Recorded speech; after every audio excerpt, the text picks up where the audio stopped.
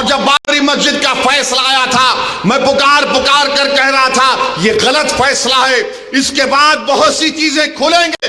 तो मेरे दक्षिण तक पूरे भारत को जोड़ने का जो कार्य उस कालखंड में भगवान राम ने किया था, समाज को जोड़ने का कार्य, सामाजिक संगठन के माध्यम से राष्ट्र की एकता और अखंडता को। AIMIM के नेता असदुद्दीन ओवैसी और यूपी के मुख्यमंत्री योगी आदित्यनाथ दोनों अपनी बात अपने अंदाज में कहते हैं। दोनों का अप्रोच भले अलग है पर अंदाज एक जैसा ही है। दोनों अपने अपने समर्थकों के बीच खूब लोकप्रिय हैं।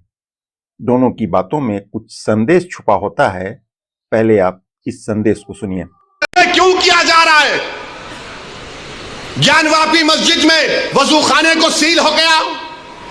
ज्ञानवापी मस्जिद के जुनूबी तरफ हमारे पास नहीं है, वक्फ की इजाजत नहीं है। वो कृष्णकंधा का राज जीतते हैं, लेकिन राज्याभिषेक सुग्रीव का करते हैं।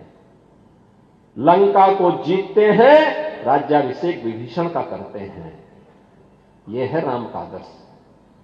और इस गौर करिए, जो लोग अक्सर संविधान की दुहाई देते हैं, देश को संविधान से चलाने की बात करते हैं, कानून के राज की बात करते हैं, लेकिन जब देश की अदालत उनके मर्जी के विपरीत कोई आदेश पारित कर दे तो यही लोग चिल्लाने भी लगते। जजमेंट आप पढ़ो, ये जजमेंट तमाम चीजों को खोल देगा।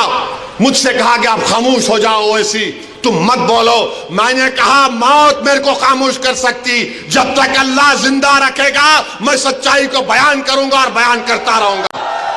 दुश्मन बगल के देश में किस प्रकार का कृत्य कर रहे हैं, याद रखना। किसी को अगर गलतफहमी हो, 500 वर्ष पहले बाबर के एक सिपह सालार ने जो काम अयोध्या में किया था,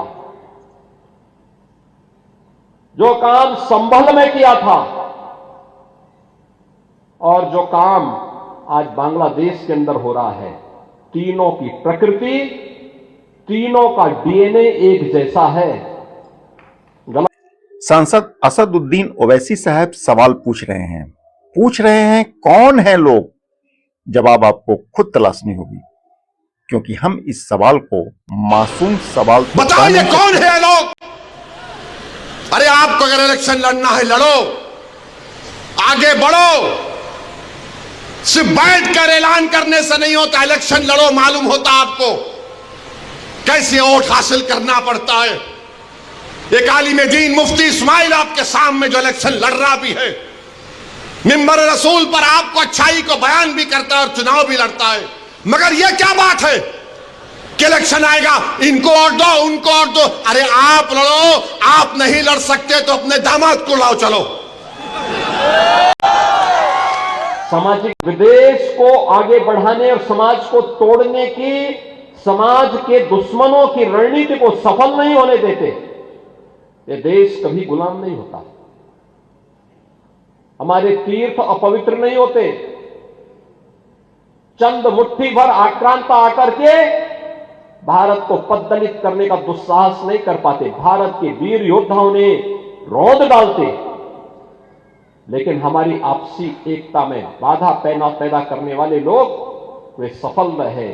और उन्हीं के जो जीन्स है वे आज भी हैं, जो जाति के नाम पर राजनीति करके सामाजिक ताने बाने को छिन्न भिन्न करने का प्रयास कर रहे हैं। लगता है ओवैसी साहब महाराष्ट्र में बीजेपी की जीत से बहुत विचलित हैं, अभी तक गुस्से में हैं। दूसरी ओर योगी आदित्यनाथ अपने अगले मिशन पर है, अपने हार्डकोर समर्थकों को एकजुट करने के मुहिम पर है। अब खुद सुनिए। क्यों नहीं रोकना? नहीं, हम इनको बोलेंगे, उनको बोलेंगे। क्या हुआ? आपने बीजेपी को हैंडल दे दिया। यूसुफ पुंजानी कह रहा है कि बीजेपी गली गली जाकर ऐलान कर दी कि फतवा जीतेगा या भगवा जीतेगा। अरे जब सियासत नहीं आता करना तो मत करो, दुआ करो या हिकमत अमली से इख्तियार करो। नहीं, हमको सब चीज होना। देख लिए क्या हुआ। अब किधर हैं आप? किधर हैं? अगर प्रभु को अपना आराध्य माना है, उनके प्रति समर्पण का भाव है, ये तब तक अधूरी है जब तक हम उनके उच्च आदर्शों से कुछ प्रेरणा प्राप्त करके अपने जीवन को उसके रूप में ढाल दें। और उसके लोग तैयार हैं।